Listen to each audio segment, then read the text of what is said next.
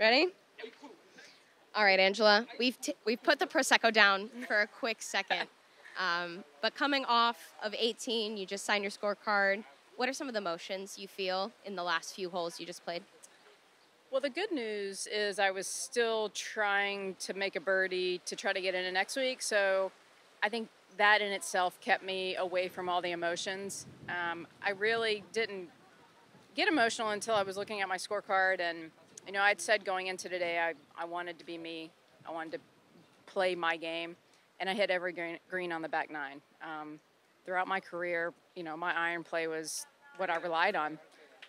So that kind of made me get teary-eyed because it's awesome to play the last 9 holes and hit every green. Just kind of felt like me, so it was good. I know the lays, everything about coming back to this place, having your potentially last tournament in Hawaii. What does it mean to have this moment like you did on 18 green? It's just a cool place. I love Hawaii.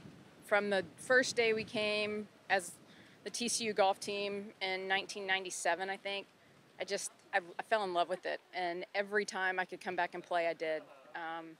I love the people. I love the vibe. It's gorgeous. And it just has a way of just reminding you that it's a beautiful place. And so yeah, finishing here is pretty special.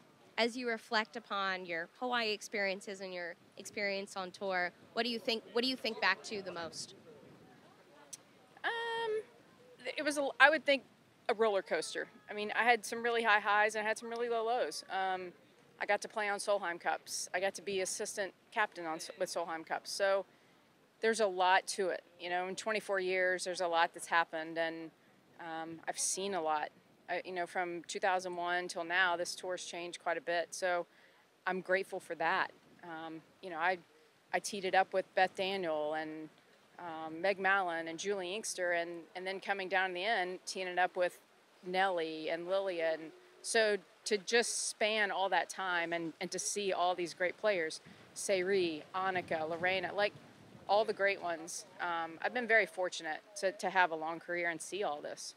I know how much this tour means to you and also of, you know, the history of the LPGA in general. Tom asked it, and I'd like you to expand. What do you hope your legacy is with the LPGA Tour? I hope I was another stepping stone. I hope I helped the tour go to another level. I'm not saying I did. I hope collectively I helped with that. I hope I didn't hurt it.